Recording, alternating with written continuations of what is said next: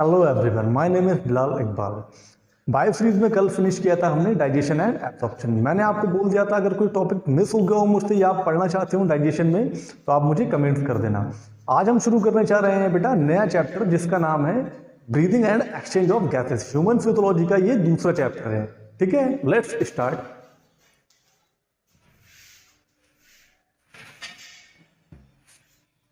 बेटा चैप्टर का नाम है breathing and exchange of gases. क्या है बेटा? Breathing and exchange of gases. ठीक है, तो आज बेटा हम जो पढ़ेंगे इसका इंट्रो पढ़ेंगे। ठीक है, और कल को जो है अपन ह्यूमन रेस्पिरेटरी सिस्टम स्टार्ट करेंगे। ठीक है, तो बेटा पहला सवाल यही आता है कि ब्रीदिंग क्या है?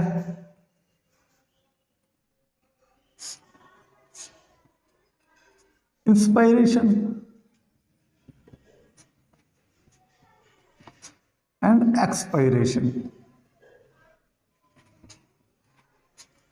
इंस्पायरेशन एंड एक्सपायरेशन यही होता है बेटा ब्रीदिंग। कोई बेटा इसमें रॉकेट साइंस नहीं है। कोई पूछ रहा है ब्रीदिंग मतलब सांस लेना, इंस्पायरेशन इनका मतलब अंदर अंदर लेना सांस, एक्सपायरेशन का मतलब एग्जिट बाहर निकालना। तो ये कहलाती है आपकी प्रोसेस ब्रीदिंग। ठीक है बेटा, और इसी को बोल देते हैं अपन respiration.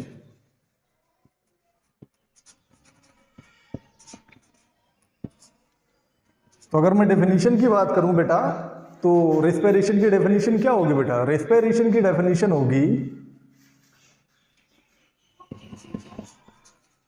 Exchange of environmental O2 and body CO2। अगर मैं सिंपल वर्ड में बात करूं बेटा तो एनवायरनमेंट की ऑक्सीजन अंदर जाएगी और जो बॉडी में CO2 बन रही है वो बाहर निकल कर आएगी। तो exchange of environmental O2 and body CO2 is known as respiration. ठीक है बेटा, अब बेटा सवाल ये है कि ब्रीदिंग की जरूरत एनिमल्स को क्यों पड़ी? क्वेश्चन है बेटा। एनिमल्स को ब्रीदिंग जो सांस लेते हैं, हम ह्यूमन की ही बात करूंगा बेटा मैं अभी, जो हम अंदर सांस लेते हैं बाहर निकालते हैं, जरूरत क्यों पड़ी, नीड क्यों पड़ी? सोचकर आंसर करो बेटा इसका। ठीक है, मैं बताता हूं बेटा। बेटा ब्रीदिंग की जरूरत हमें दो वजह से पड़ी है बेटा। Why we breathe. दो वजह है बेटा। कौन कौन सी बेटा? Supply of O2 to body cell for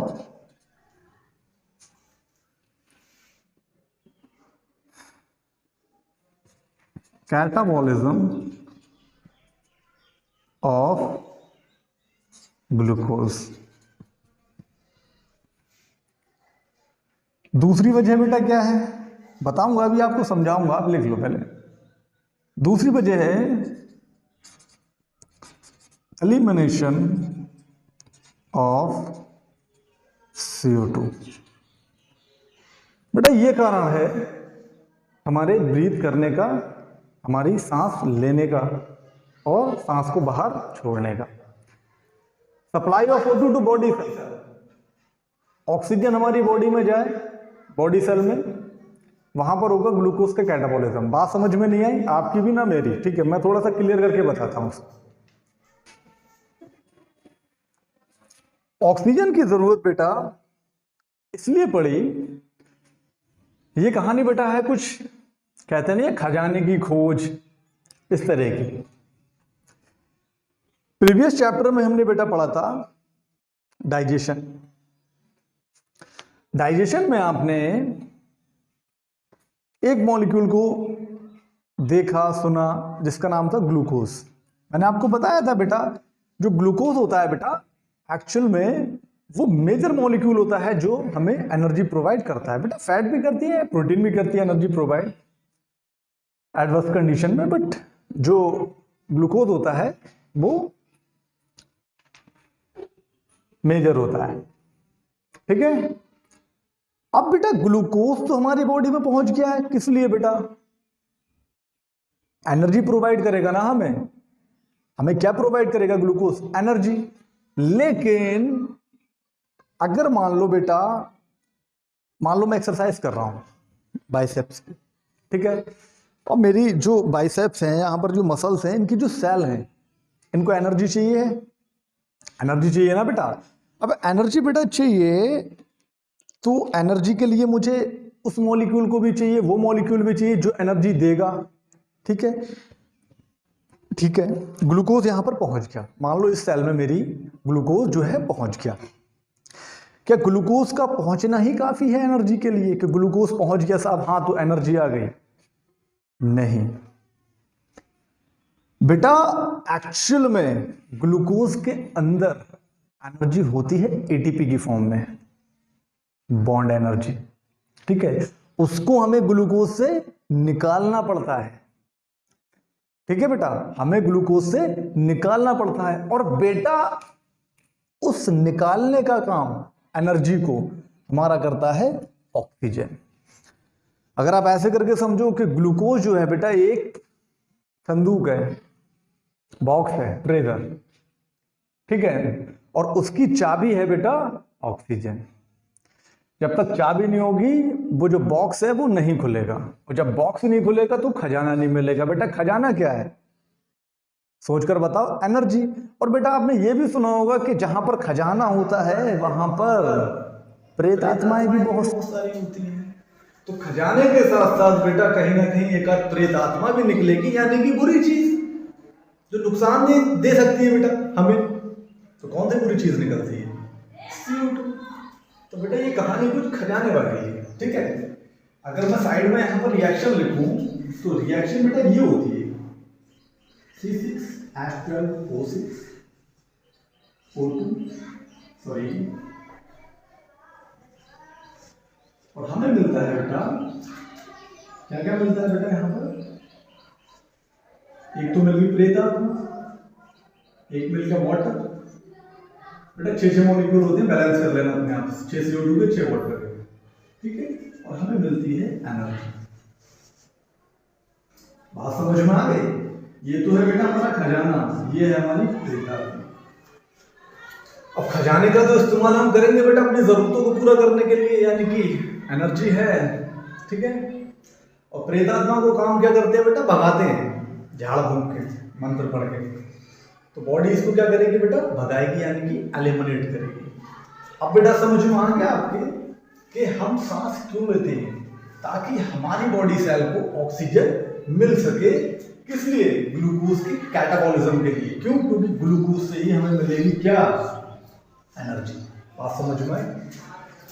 और दूसरा रीजन बेटा कि हम एलिमिनेट कर सके CO2 को, यानी कि भगा सके प्रेत आत्मा। बात समझ में आ गई? ठीक है बेटा, तो ये दो वजह है बेटा जिस वजह से हम ब्रीथ करते हैं। अब सवाल ये है बेटा, क्या हर ऑर्गेनिज्म एक तरह से ब्रीथ करता है? तो इसका आंसर है बेटा नहीं। सबका बेटा सिस्टम होता है ब्रीथ करने का। देखो एक्चुअल में जो ब्रीदिंग का या रेस्पिरेशन का जो मेन एम है, मेन कारण है, वो क्या है कि सेल को O2 मिल सके और CO2 एलिमिनेट हो सके। ठीक है, अब कोई भी ऐसा जुगाड़ जिससे कि ये प्रक्रिया हो जाए, elimination of CO2 and supply of O2, वो क्या कहलाएगा बेटा? रेस्पिरेशन। ठीक है, आगे बढ़ेंगे रेस्पिरेशन के प्रकार। बात समझ में आ गई होगी? ठीक है, तो अब मैं बात करूं बेटा रेस्पिरेशन के टाइप की। कितने टाइप का होता है बेटा रेस्पिरेशन?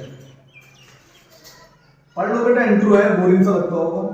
2 टाइप, 2 तरह का होता है रेस्पिरेशन। कौन कौन सा बेटा? एक होता है एरोबिक और एक होता है एनएरोबिक।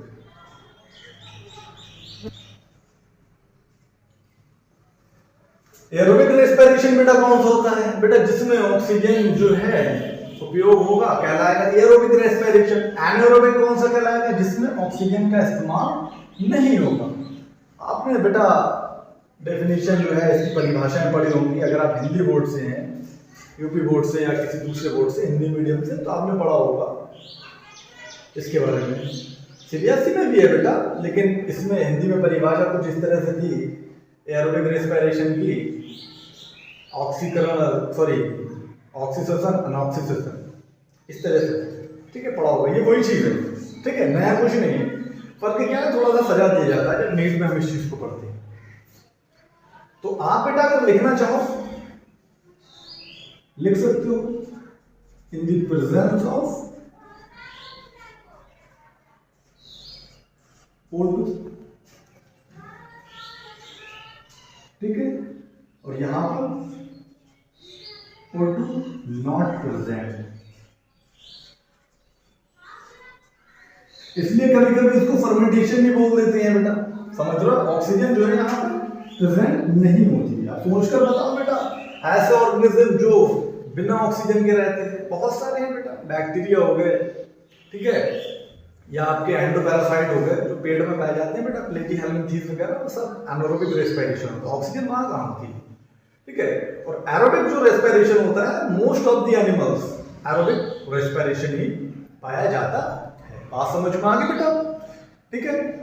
अब एरोबिक रेस्पिरेशन जो होता है इसमें, ठीक है बेटा, तो इसमें ऑक्सीजन जो है बेटा यूज हो रही है। जब ऑक्सीजन यूज हो रही है बेटा तो क्या होगा बेटा, सोचकर बताओ। यहां पर कंप्लीटली ऑक्सीडेशन ऑफ ग्लूकोज होगा। क्या होगा बेटा?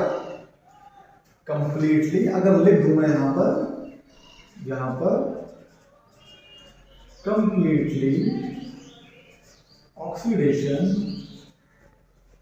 ऑफ फूड लिख दिया बेटा, समझदार हो। जो एनर्जी के सब्सटेंस है ये वो है ग्लूकोज वगैरह, ठीक है। और वहां पर बेटा, ठीक है, वहां पर कंप्लीटली ऑक्सीडेशन नहीं होगा ग्लूकोज के मॉलिक्यूल का, वहां पर ओनली 5% एनर्जी मिलेगी, समझ रहे हो? इसीलिए उसको फर्मेंटेशन भी बोलते हैं। बात समझ में आ गई, ठीक है बेटा। और हमें मिलेगा क्या बेटा जब ऑक्सीडेशन होगा फूड का, यानी कि ग्लूकोज का, तो बेटा ये कंपाउंड मिलेंगे हमें, CO2 हो गया, H2O हो गया बेटा, ठीक है, एनर्जी हो गई। अगर रिएक्शन में दिखा दूं आपको दोबारा से उसी को, चलो इसी को तो लिखवा दी, इसी को समझ लीजिए। CO2 मिलेगा, वाटर मिलेगा, कितनी एनर्जी मिलेगी किसमें बेटा? एरोबिक रेस्पिरेशन में। बात समझ में आ गई? एनारोबिक में बेटा ऐसा कुछ नहीं होता है, पायरुविक एसिड बन जाएगा या फिर आपका एल्कोहल बन जाएगा, समझ रहे हो? पायरुविक एसिड जो है in the case of muscle static, जब मसल्स जो है थक जाएंगे तब बनेगा आपका, सॉरी पायरुविक एसिड नहीं, लैक्टिक एसिड। क्या बन जाएगा बेटा? Lactic acid, sorry lactic acid बन जाएगा। बात समझ में आ गई? ठीक है, तो एरोबिक को पढ़ते हैं फिर एनारोबिक को पढ़ेंगे, ठीक है। तो मैं इसको वाइप कर रहा हूं बेटा, ठीक है। तो पढ़ते हैं एरोबिक रेस्पिरेशन,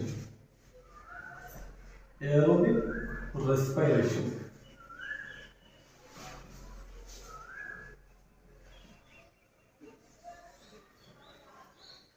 बता तो दिया है बेटा मैंने आपको, समझ रहे हो? ग्लूकोज का पूरी तरीके से ऑक्सीकरण होता है, दो तरह का होता है बेटा, ये भी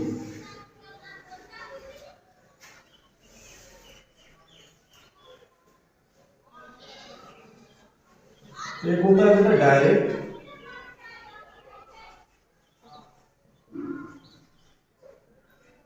और एक होता है बेटा इनडायरेक्ट। अब सोचते हो कि सर ये क्या लिखवाने लगे डायरेक्ट इनडायरेक्ट, ये तो इंग्लिश में होता है डायरेक्ट इनडायरेक्ट। ठीक है बेटा, एनसीईआरटी में नहीं है लेकिन पढ़ लो, इतनी नॉलेज तो होना चाहिए कम से कम। डायरेक्ट रेस्पिरेशन क्या होता है एरोबिक में, ये बात तो पता चल गई बेटा, जो एरोबिक है तो ऑक्सीजन यूज होगी, ठीक है। अब इसका डिवीजन जो है बेटा वो ऑक्सीजन ऐसे बोल सकते हो, ट्रांसपोर्ट ऑफ ऑक्सीजन या फ्लो ऑफ ऑक्सीजन डायरेक्शन को लेकर, डायरेक्ट रेस्पिरेशन और इनडायरेक्ट। डायरेक्ट रेस्पिरेशन में बेटा क्या होगा सोच कर बताओ।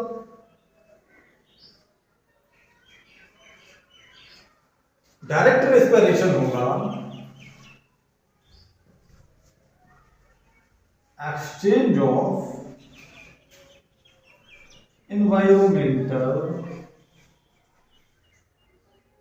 oxygen with CO2 without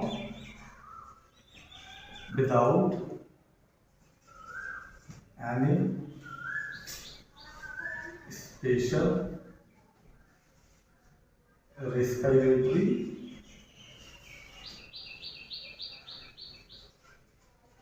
organs, ठीक है। डायरेक्ट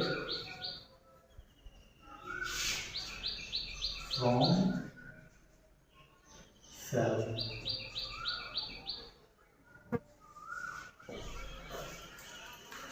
चलो मैं सुनाता हूं पढ़कर क्या लिखा है बेटा, छोटी सी बात है बेटा। डायरेक्ट रेस्पिरेशन वो होगा, कोई सेल है बेटा एनवायरनमेंट के कांटेक्ट में है और डायरेक्ट उसी से, अब सेल के अंदर तो ही ये रिएक्शंस होती है बेटा, ग्लूकोज के टूटने वाली, ग्लूकोज और O2 रिएक्शन करता है, CO2 वाटर एनर्जी बनाता है बेटा, ये सेल के अंदर होती है। मान लो बेटा कोई सेल है वो डायरेक्ट कांटेक्ट में है एनवायरनमेंट में, ठीक है। अब बहुत सारे सेलुलर ऑर्गेनिजम्स हैं, छोटे छोटे एरोबिक बैक्टीरिया हो गए, आपके प्लांट्स हो गए, ठीक है। तो उनमें होता क्या है, जैसे हम लोगों में क्या होता है ना, लंग्स होते हैं कि पहले मुंह के जरिए सांस अंदर जाएगी, फिर लंग में उसका एक्सचेंज होगा, ब्लड स्ट्रीम में जाएगी, फिर ब्लड स्ट्रीम जो है उसको टारगेट सेल पे लेके जाएगी और वहां पर एक्सचेंज दोबारा होगा। ऐसा कुछ नहीं होता है। अब बेटा सेल जो है वो डायरेक्ट एनवायरनमेंट के कांटेक्ट में है, ठीक है। तो CO2 का एलिमिनेशन हो रहा है डायरेक्ट एनवायरनमेंट में और ऑक्सीजन का एंट्री हो रही है डायरेक्ट एनवायरनमेंट से।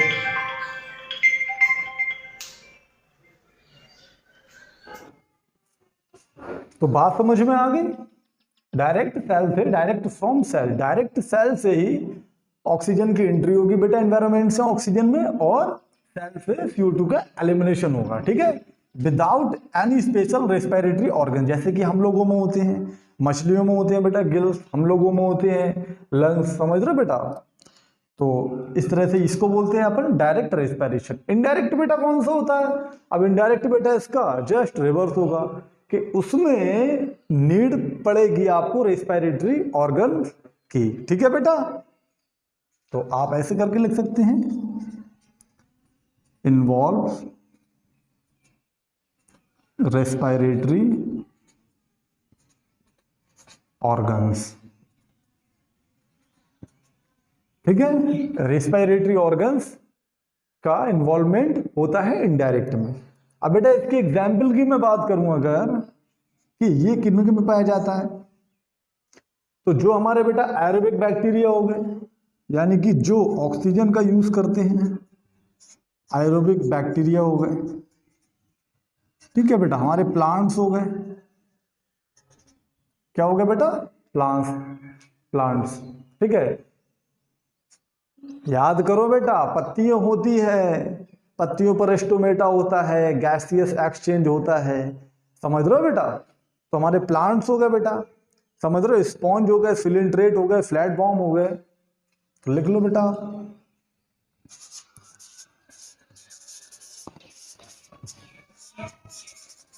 Flat bombs, coelenterate etcetera. बात समझ में आ गई। अब जैसे कि ऐसे आप ऐसे फील करो बेटा, मान लो कोई अपने आप में कोई बैक्टीरिया है, बैक्टीरिया क्या है बेटा, एक इंडिविजुअल सेल है अपने आप में, क्या है बेटा, सेल है। अब उसके अंदर ये अरे वो खुद एक सेल है बेटा, उसके अंदर ऑर्गन कहाँ से होंगे, ठीक है। अभी मैंने कुछ देर पहले आपको बात बताई थी कि एम क्या होता है रेस्पिरेशन का, ब्रीदिंग का, कि ऑक्सीजन आ जाए और कार्बन डाइऑक्साइड निकल जाए। अब वो तरीका कोई सा भी हो बेटा, तो यहाँ पर तरीका कौन सा है, डायरेक्ट ऑक्सीजन आ रही है, CO2 निकल रही है, क्यों बेटा, तो खुद एक सेल है। बात समझ में आ गई, ठीक है। प्लांट्स के केस में भी आपने पढ़ा होगा इसको, प्लांट वाले केस को तो आपने पढ़ा ही होगा बेटा, समझ रहे हो ना। आर्थ्रोपोड्स में भी बेटा आपको ये देखने को चीज मिल जाएगी, जो आर्थ्रोपोड्स होते हैं बेटा उनके अंदर, समझ रहे हो। अगर मैं बेटा इनडायरेक्ट रेस्पिरेशन में बात करूं, तो जो रेस्पिरेटरी ऑर्गन होते हैं बेटा वो होते कौन से हैं, सोचकर बताओ बेटा।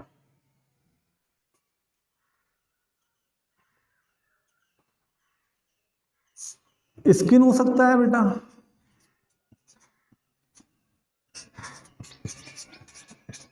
बक्कोफेरेंजियल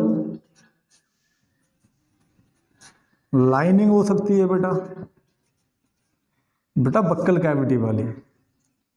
गिल्स हो सकते हैं बेटा, गलफड़े, और लंग्स हो सकते हैं, ठीक है बेटा। तो कौन कौन से ऑर्गन हो सकते हैं आपके, अब वो बात अलग है बेटा, बुक लंग्स हैं, बुक गिल्स हैं, समझ रहे हो, तो वो बातें बाद में करेंगे। बट जो आपके मेजर ऑर्गन हैं उनकी बात करते हैं फिर। कौन कौन से, स्किन, बक्कोफेरेंजियल लाइनिंग, बक्कोफेरेंजियल कर लेना बेटा, जेल है, jail jail, buccopharyngeal lining, gills और लंग्स। अगर स्किन से हो रहा है बेटा तो इसको बोल देंगे क्यूटेनियस, बक्कोफेरेंजियल लाइनिंग से हो रहा है तो इसको बोल देंगे बक्कोफेरेंजियल,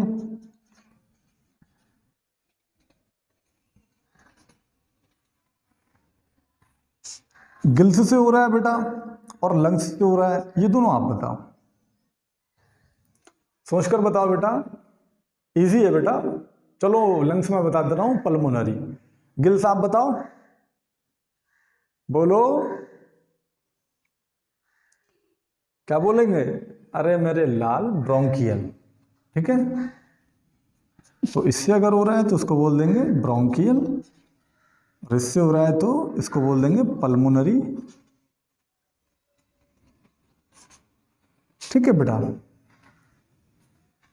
तो इसको याद रखना, बात समझ में आ गई, डायरेक्ट और इनडायरेक्ट रेस्पिरेशन, ठीक है। स्क्रीनशॉट ले लो, वाइप कर रहा हूं। अब जो इनडायरेक्ट रेस्पिरेशन है हमारा, उसमें क्यूटेनियस कौन सा है, बक्कोफेरेंजियल क्या है, ब्रोंकियल क्या है, पल्मोनरी क्या है, इसके एग्जाम्पल देखेंगे बेटा हम, ठीक है, और उसके बारे में बात करेंगे बेटा। वाइप कर रहा हूं मैं, ठीक है। 1 बाय 1 बात करते हैं। सबसे पहले हम पढ़ेंगे अपन क्यूटेनियस के बारे में, क्यूटेनियस रेस्पिरेशन। दो बातें बेटा इसके बारे में याद रखना। जो क्यूटेनियस रेस्पिरेशन होता है अपन का, कौन सा रेस्पिरेशन बेटा, क्यूटेनियस, ये होता है थ्रू स्किन, थ्रू स्किन। और इसके मेंबर जो है बेटा वो कहाँ कहाँ पाए जाते हैं, और ये रेस्पिरेशन अगर मैं बोलूं पाया कहाँ जाता है, ठीक है। तो एक्चुअल में ये प्रक्रिया मतलब कहाँ कहाँ हो सकती है, बोथ लैंड एंड वाटर, यानी क्यूटेनियस रेस्पिरेशन जो है बेटा वो आपका लैंड पर भी हो सकता है और आपका वाटर में भी हो सकता है। लैंड का मतलब एयर लिख देना, कोई दिक्कत नहीं है बेटा, समझ रहे हो आप, ठीक है बेटा। इसके एग्जाम्पल की बात करें, एग्जाम्पल बेटा जो सबसे फेमस है ईल फिश, ईल मछली में ये पाया जाएगा बेटा, ठीक है। कुछ क्रस्टेशियंस होते हैं,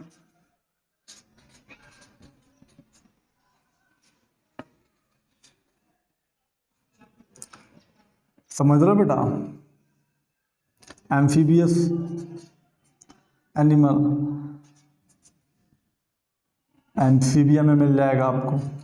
और कहाँ मिलेगा बेटा, सोच कर बताओ बेटा, आपको एनालिट्स में मिल जाएगा, अरे बेटा केचुआ, एनोलस। मराइन स्नैक, समुद्र में पाए जाने वाले सांप, उनमें भी आपको ये मिल जाएगा। केंचुए में बेटा मॉइस्ट क्यूटिकल होती है ना, पड़ा होगा, एक्सेट्रा है तो बेटा बहुत सारे लिखवाने को, बट आप इतने याद रखना, ठीक है। एम्फीबिया में बेटा, एम्फीबिया, एम्फिया नहीं एम्फीबिया, अब सही है एम्फीबिया। एम्फीबिया में बेटा आपका मेंढक आ जाएगा, सुना होगा फ्रॉग, एनसीईआरटी में भी दिया है, क्यूटेनियस रेस्पिरेशन पाया जाता है। बेटा मेंढक एक इकलौता ऐसा जंतु है, जब मेंढक की बात आ गई, जिसके अंदर क्यूटेनियस भी होता है, बक्कोफेरेंजियल भी होता है और पल्मोनरी भी होता है। कहने का मतलब वो बक्कोफेरेंजियल लाइनिंग से भी रेस्पिरेशन कर सकता है, आपका स्किन से भी कर सकता है और आपके लंग्स से भी कर सकता है, ठीक है। इस बात को याद रखना। नंबर 2 पे हम बात करते हैं बेटा बक्कोफेरेंजियल लाइनिंग की। बक्कोफेरेंजियल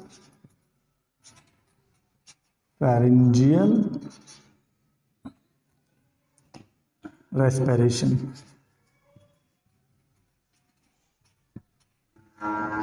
बक्कोफेरेंजियल रेस्पिरेशन की बात करूं बेटा, वो तो हो रहा था स्किन से बेटा, इसके नाम से ही पता चल रहा है। ये किससे होगा बेटा, ये होगा बेटा थ्रू बक्कोफेरेंजियल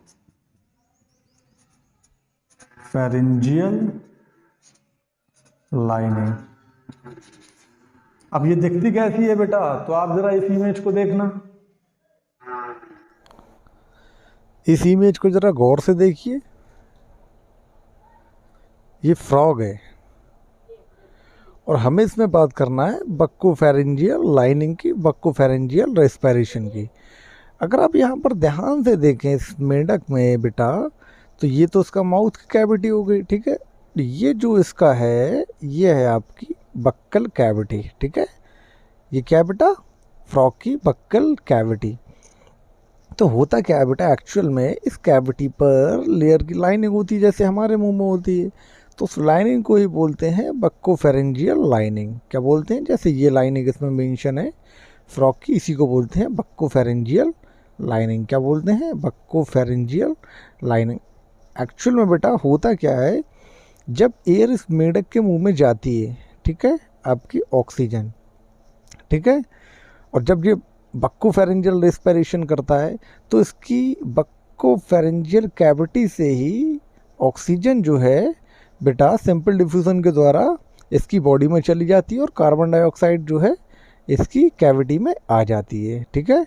तो O2 जो है वो चली जाती है और कार्बन डाइऑक्साइड आ जाती है, ठीक है बेटा। तो कुछ इस तरीके से, और CO2 यहाँ से बाहर रिलीज हो जाती है।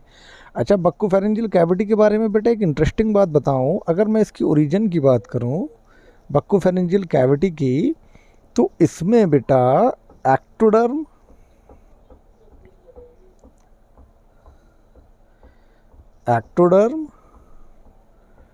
और एंडोडर्म की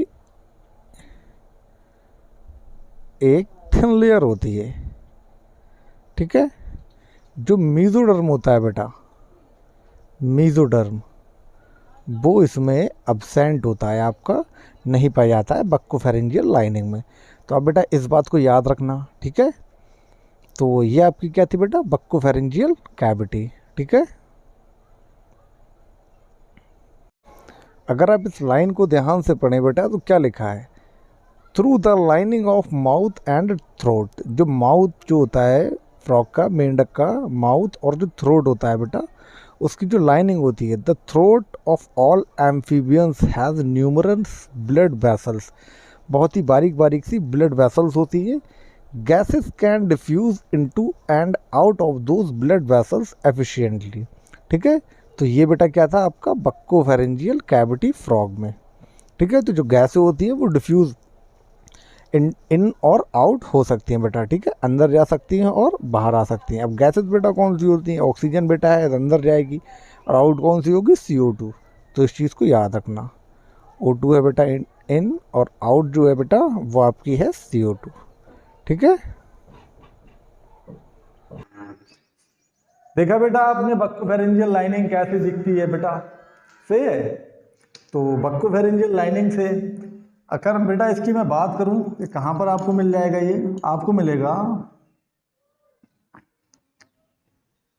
इन एयर या फिर लैंड, यानी कि ये रेस्पिरेशन जो होता है बक्कोफेरेंजियल वाला वो वाटर में नहीं पाया जाता है। ठीक है बेटा, नेक्स्ट क्या होगा, पहले इसके एग्जाम्पल लिख लें बेटा। एग्जाम्पल कौन सा हो जाएगा बेटा इसका, एम्फीबियंस, सारे एम्फीबियन नहीं, कुछ जैसे कि फ्रॉग हो गया एंड टोड, अब यही याद रखना। ठीक है, अब बात करते हैं नेक्स्ट। नेक्स्ट आपको मिल जाएगा बेटा बक्को वो सॉरी ब्रोंकियल।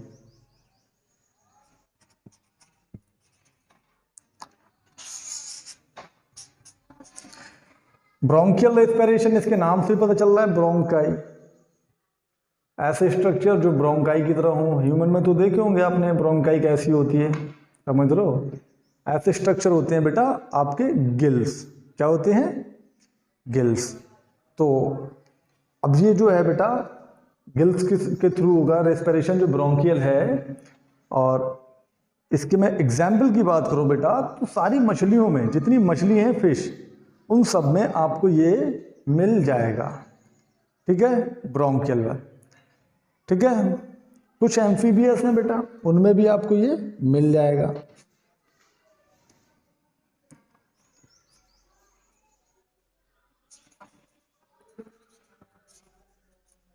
थ्रू गिल्स, याद रखना बेटा। ठीक है, और मिलेगा कहां पर आपको ये,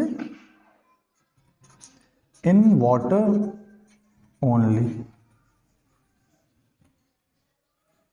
सिर्फ पानी में ही आपको ये देखने को मिलेगा।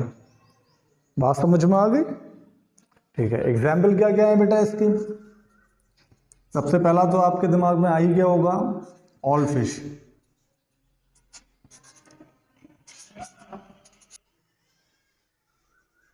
मैनी एनिलिड,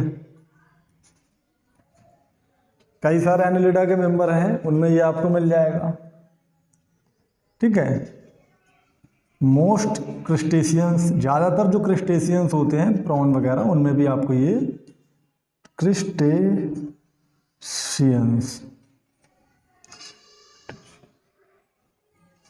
ठीक है, क्रिस्टेशियंस में मिल जाएगा आपको ज़्यादातर, प्रॉन, झींगा, समझ रहे हो। कुछ इंसेक्ट के लार्वा में भी मिल जाएगा, बहुत सारे कीड़े होते हैं उनके लार्वा। इकाइनोडर्म में मिलेगा बेटा, स्टारफिश वाली ग्रुप में। ठीक है, कुछ एम्फीबियस में मिल जाएगा, एम्फीबिया में।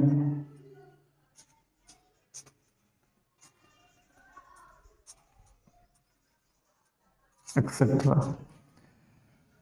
यहां पर बेटा जो है वाटर में ये मिलेगा आपको ब्रोंकियल। ठीक है, बात करते हैं बेटा पल्मोनरी की।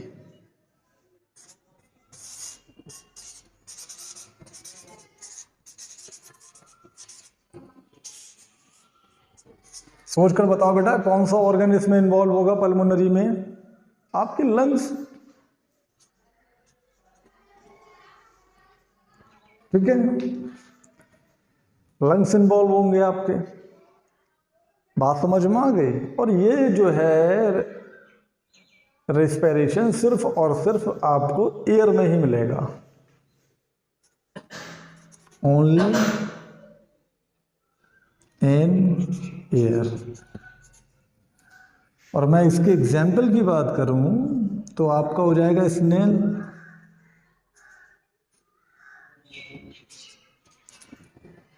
ठीक है। अब सोचोगे स्नेल में लंग्स पाया जाता है, हाँ बेटा मेंटल कैविटी होती है उसके अंदर लंग पाया जाता है, मेंटल में पढ़ेंगे जब एनिमल किंगडम तो बताएंगे आपको क्या होता है मेंटल। आपके मैमल्स, स्तनधारी, रेप्टाइल, और कौन हो गए बेटा, कुछ एम्फीबिया,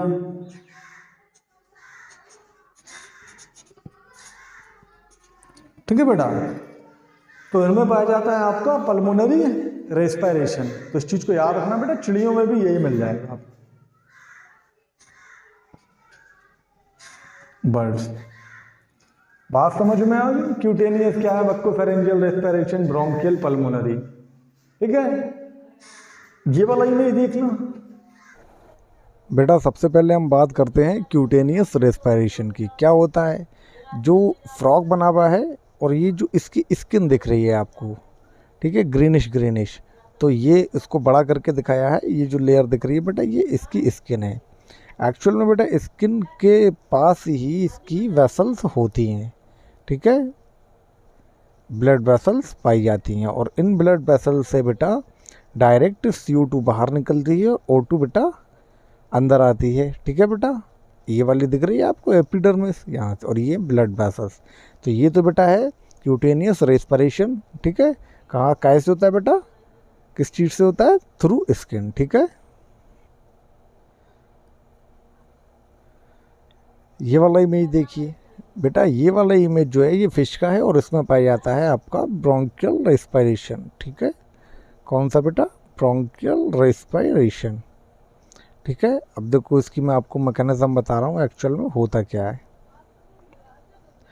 ठीक है, मैकेनिज्म आपको दिखा रहा हूँ मैं, तो मैं इसको हटा रहा हूँ यहाँ से। अब इसकी मैकेनिज्म को समझिए बेटा।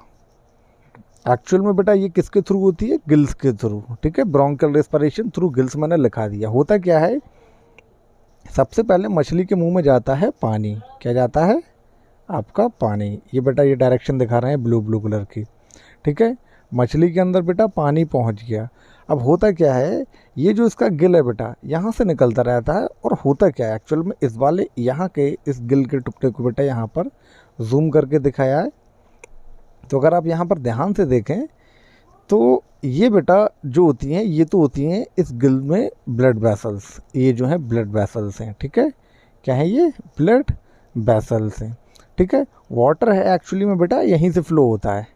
ये वाले जो आपको फिलामेंट्स दिख रहे हैं, गिल फिलामेंट्स जो हैं बेटा आपको, तो यहाँ से वाटर इनमें से जो होता है फ्लो होता है। स्प्रिंग की तरह संरचनाएं होती हैं। ठीक है, तो इनको क्या बोलते हैं, गिल फिलामेंट्स। ठीक है, तो वाटर जो है आपका यहीं से आपका जो है फ्लो करता है। अब इस गिल्स के इस वाले पार्ट को बेटा थोड़ा सा यहाँ पर जूम करके दिखाया है।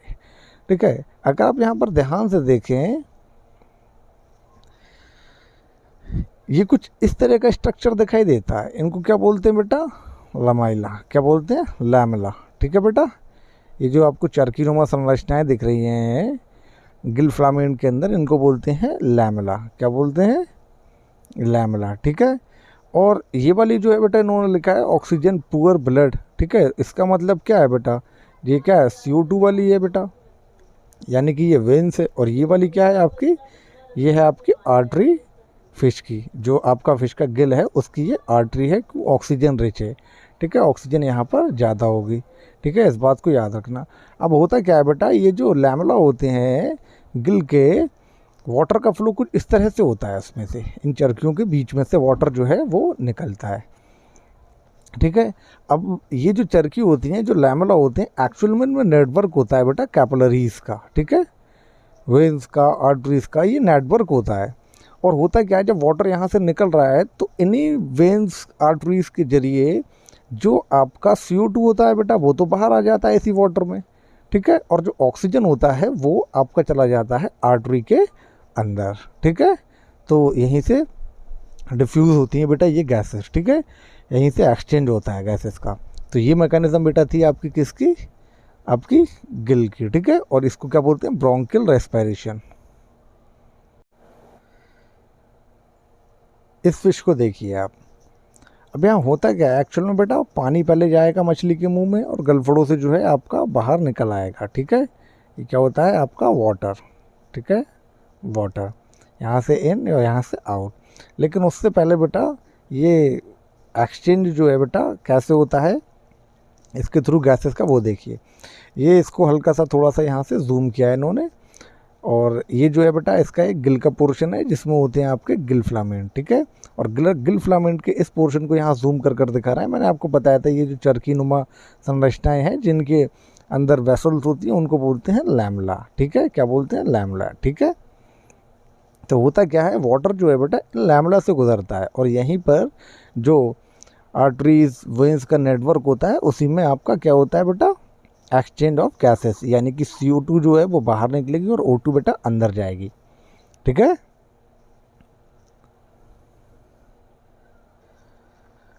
अब हम बात करते हैं पल्मोनरी रेस्पिरेशन की। अब बेटा पल्मोनरी का जब वर्ड आ गया तो बेटा यहाँ पर क्या यूज़ होगा, आपके लंग्स यानी कि पल्मोनरी सैक्स, ठीक है। और इसमें हम एग्जाम्पल ह्यूमन का तो बेटा आप पढ़ेंगे ही, आपका मैं एग्जाम्पल ले रहा हूँ यहाँ पर पाइला का बेटा। किसका? पाइला का, जिसको बोलते हैं स्नेल। क्या बोलते हैं आपको? यहाँ पर बोलते हैं इसको स्नेल, ठीक है, पाइला। अब इसमें क्या होता है बेटा, एक्चुअल में बेटा इसकी इंटरेस्टिंग बात बेटा याद रखना कि जब ये वाटर के अंदर होता है, ठीक है, तो जब बेटा ये रेस्पिरेशन करता है, ठीक है, तो इसकी बॉडी में एक साइफन बनती है। क्या बनती है बेटा? साइफन। साइफन तो जानते ही होगे बेटा, हमारे नगरों में होती है बेटा साइफन, जो ठीक है एक सुरंग टाइप की, ठीक है, तो वो बनती है। और उस साइफन से बेटा ऑक्सीजन जो है बेटा वो पहुंचती है आपकी मेंटल में। कहाँ पहुंचती है? आपकी मेंटल में, ठीक है। और मेंटल से आपकी जो ऑक्सीजन है बेटा वो पहुंचती है आपके पल्मोनरी सैक्स में। पल्मोनरी सैक, ये जो दिख रहा है आपको ये है बेटा पल्मोनरी सैक, ठीक है, ये है पल्मोनरी सैक। इस चीज़ को अपन याद रखेंगे, ठीक है बेटा।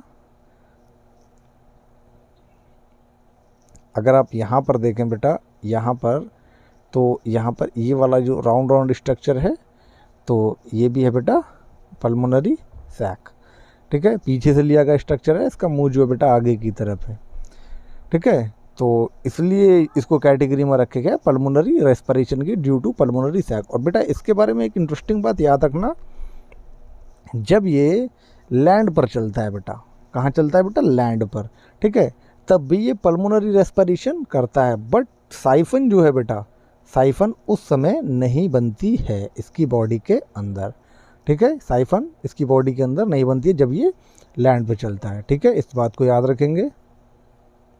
इस वाले इमेज को देखिए, यहाँ पर उन्होंने लिख दिया लंग। क्या लिख दिया है बेटा? लंग। एक्चुअल में ये लंग जो है यही होता है आपका पल्मोनरी सैक, ठीक है। अगर आप देखेंगे, स्टडी करेंगे पाइला में, ठीक है, स्नेल में, तो यही होता है आपका पल्मोनरी सैक, ठीक है। तो इसमें ध्यान से देखिए बेटा, इसलिए इसको पल्मोनरी रेस्पिरेशन की कैटेगरी में रखा गया है।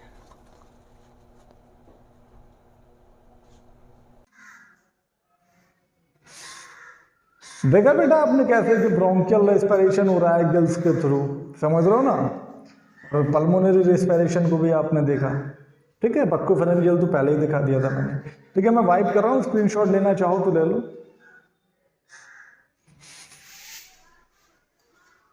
ठीक है बेटा। अब सब इंपॉर्टेंट टिप करके लिख लो, आपकी मर्जी है, जैसे चाहो वैसे लिख लो। कुछ एनिमल्स के नाम लिखा रहा हूं मैं, ठीक है, उनके ऑर्गन का नाम बता रहा हूं। फिश एंड टैडपोल्स,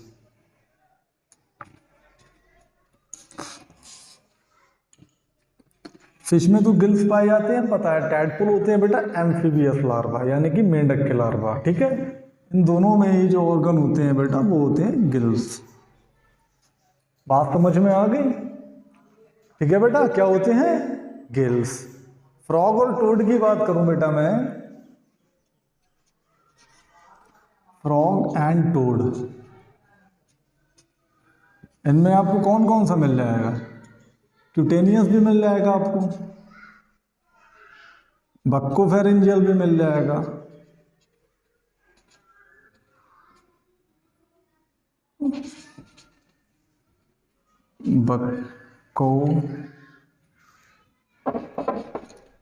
बक्कोफेरेंजियल, ठीक है।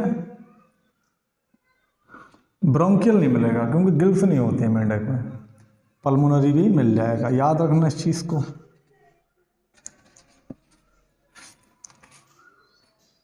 ठीक है। अगर मैं बात करूं बेटा यहां पर प्रॉन की, झींगे की, ठीक है, प्रॉन की या फिर यूनियो की, तो इनमें क्या मिलेगा?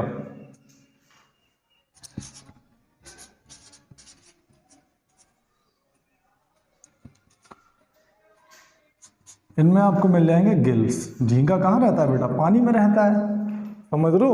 तो इसमें जाहिर सी बात है आपको गिल्स ही मिलेंगे।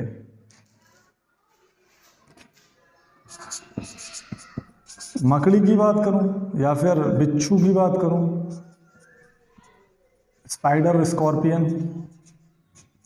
इनमें आपको मिल जाएंगे बुक लंग्स। कैसे होते हैं अभी दिखाऊंगा, ठीक है। बुक लंग्स, समंदर में पाया जाने वाला किंग क्रैब, केकड़ा, इसमें पाए जाते हैं बेटा बुक गिल्स, ठीक है। तो बुक लंग्स और बुक गिल्स जो है ये पता चल गया आपको बेटा किस में मिलेंगे आपको, ठीक है। ये वाला इमेज देखिए, इस वाले स्ट्रक्चर को देखिए, ये हम आ गए हैं बेटा बुक लंग्स पर। कहाँ पर आ गए हैं? Book lungs. और ये कंडीशन है बेटा किसकी? स्पाइडर की। किसकी कंडीशन है? स्पाइडर की, मकड़ी की है, याद रखना इस चीज़ को। तो ये वाली जो इसमें दिख रहा है आपको, ये वाला स्ट्रक्चर, इसको जूम करके यहाँ पर दिखाया है इन्होंने, यही होता है आपका बुक लंग। होता क्या है बेटा, इसमें कुछ इस तरीके के स्ट्रक्चर होते हैं बेटा, स्पायरिकल होते हैं इस तरीके के, समझ रहे हो ना? इस तरीके के स्पायरिकल होते हैं, जिनमें से बेटा क्या होता है, एयर जो होती है फ्लो होती है, एयर जो होती है बेटा फ्लो होती है इन वाले स्पायरिकल्स में से, ठीक है। मैं थोड़ा सा और अच्छा करके बनाता हूँ इसको।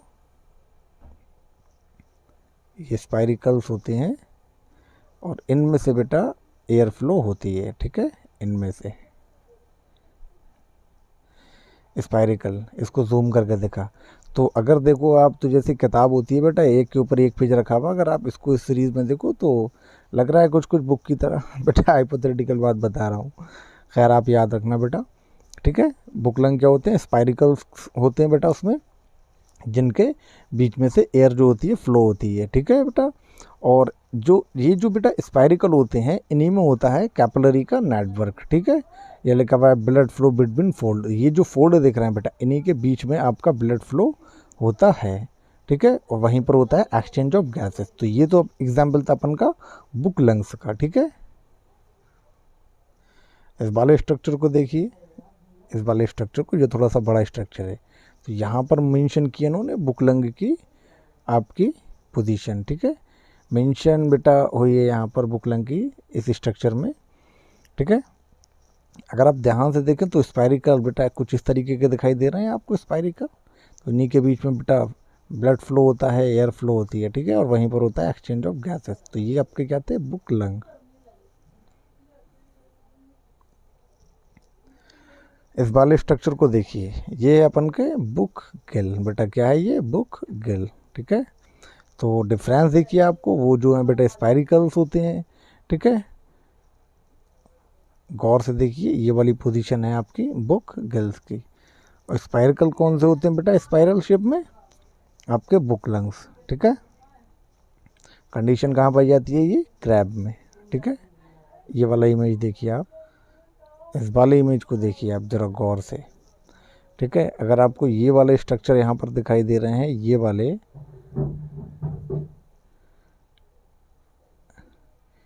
वाले स्ट्रक्चर अगर आपको दिखाई दे रहे हैं, तो ये ही होते हैं बेटा आपके गिल्स, जिनको बोलते हैं बुक गिल्स। कहाँ पर पाए जाते हैं बेटा? ये किंग क्रैब में, ठीक है। तो इस बात को याद रखना। देखा बेटा आपने कैसे करके बुक लंग्स दिखाई पड़ रहे हैं, कैसे बुक गिल्स दिखाई पड़ रहे हैं, ठीक है बेटा। आगे बढ़ते हैं बेटा। एरोबिक रेस्पिरेशन हो गया, एनोरोबिक के बारे में थोड़ा सा पढ़ लेते हैं, एग्जाम्पल देख लेंगे बस, पता तो आपको है ही। एनएरोबिक रेस्पिरेशन पहले भी बताया था, फिर से बता दे रहा हूँ। क्या होगा? In the absence of CO2। Oxygen की अनुपस्थिति में ये आपका जो है रिस्पिरेशन होता है, ठीक है। या फिर ऐसे बोल दो एब्सेंस ऑफ मॉलिक्यूलर ऑक्सीजन, ठीक है, इसको फर्मेंटेशन भी बोलते हैं।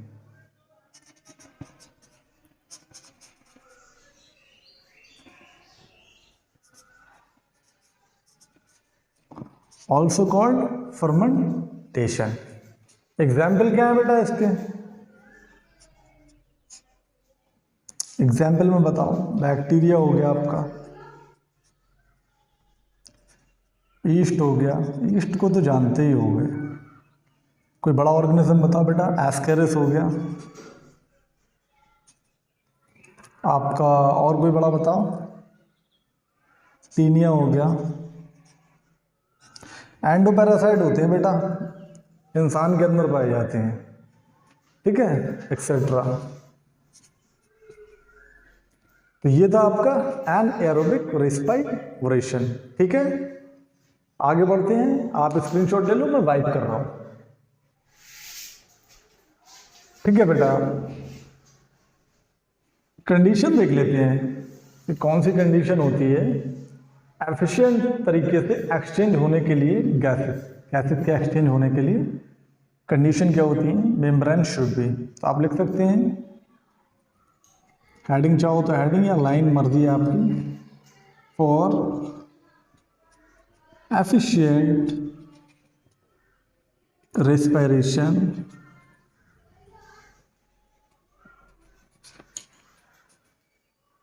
मेम्ब्रेन, जो रेस्पिरेटरी मेम्ब्रेन है उसकी बात चल रही है, मेम्ब्रेन शुड बी। क्या कंडीशन है?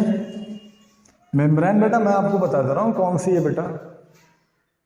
जैसे ह्यूमन का एग्जाम्पल लो, एल्वेलाई, ठीक है, और ब्लड वेसल्स। तो ये जो पूरी बनती है बेटा एक तरीके की कॉम्प्लेक्स लेयर, ये वाली।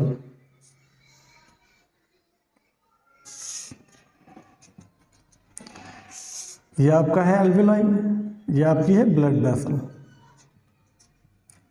और ये क्या है? एल्वेलाई। बेसमेंट सब्सटेंस होता है बेटा इसके बीच में। तो यहाँ से यहाँ तक बेटा यही होती है आपकी मेम्ब्रेन, इस तरीके की मेम्ब्रेन होती है।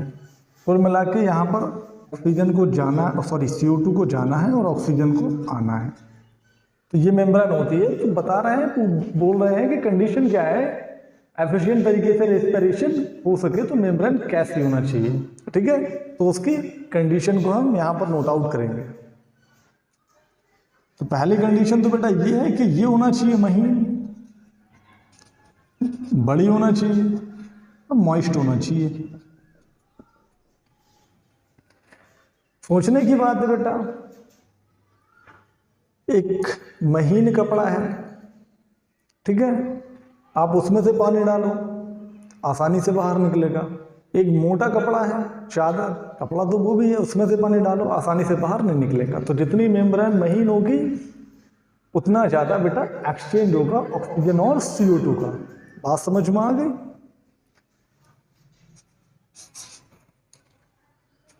हाईली परमेबल होना चाहिए बेटा।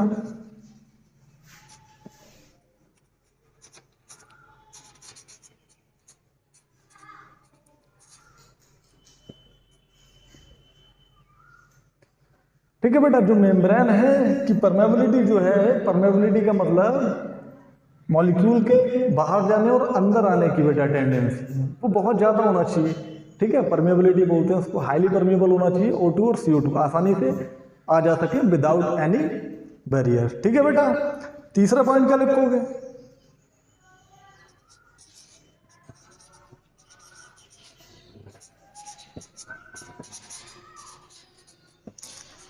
इसकी वैस्कुलरिटी बेटा हाई होना चाहिए। वैस्कुलरिटी बेटा क्या है? ज्यादा वेसल्स होना चाहिए।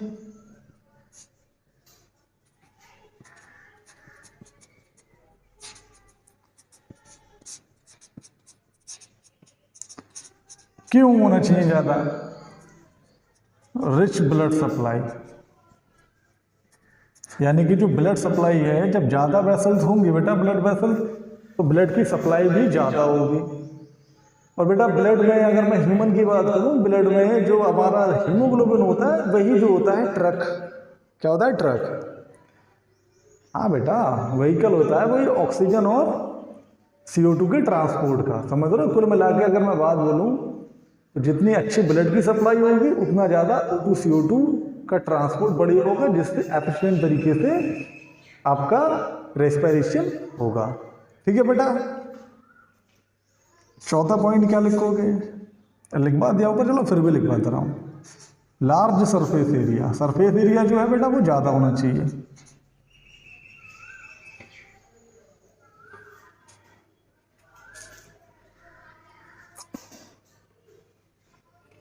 क्यों ज़्यादा होना चाहिए?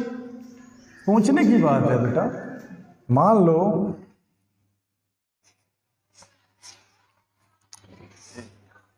ये 2 गिलास रखे हुए हैं आपके, ठीक है। कैपेसिटी है इनकी दोनों की 1 लीटर। इन दोनों में भरा हुआ है वाटर।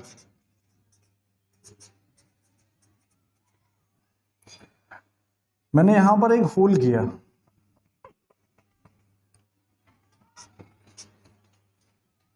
और इस होल की जो बेटा लंबाई थी मान लो थी 1 सेंटीमीटर। अब एक बात बताओ मुझे, एक होल बेटा यहां पर किया मैंने,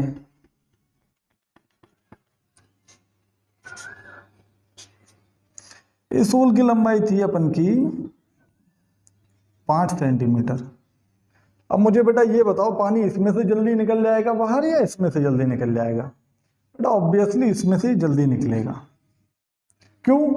क्योंकि सरफेस एरिया यहां पर है ओनली 1 सेंटीमीटर और यहां पर है बेटा 5 सेंटीमीटर। तो सरफेस एरिया ज्यादा हुआ बेटा, समझ रहे हो? तो जो एक्सचेंज ऑफ गैसेस है वो अच्छा होगा, ज्यादा होगा। मान लो ये है बेटा 1 सेंटीमीटर सरफेस एरिया, मान लो मेम्ब्रेन की बात कर रहा हूं, और ये है 10 सेंटीमीटर। अब ऑक्सीजन CO2 के मॉलिक्यूल की बात करूं बेटा, या फिर O2 के मॉलिक्यूल की बात करूं,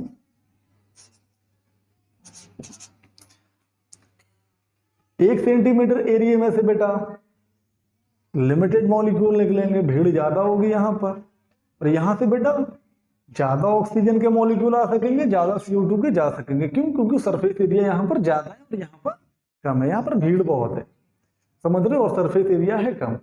आप ऐसे भी समझ सकते हो, पतली गली है, ठीक है, उसमें से भीड़ आसानी से निकलेगी, या एक बड़े रोड पे से, जाहिर सी बात है रोड पे सरफेस एरिया बढ़ जाएगा, आसानी होगी। ठीक है बेटा, तो ये कंडीशन है, मेम्ब्रेन ऐसी होना चाहिए।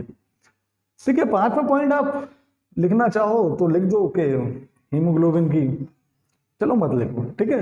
4, तो ये आपके 4 पॉइंट हो गए। तो बेटा ये रहा आपका ब्रीदिंग का इंट्रोडक्शन, ठीक है। तो आज के लिए बेटा इतना ही, कल हम पढ़ेंगे ह्यूमन रेस्पिरेटरी सिस्टम, ठीक है। अगर बेटा वीडियो अच्छा लगा हो तो इसको लाइक कर देना, चैनल को सब्सक्राइब कर देना और वीडियो को शेयर कर देना। Thanks for watch.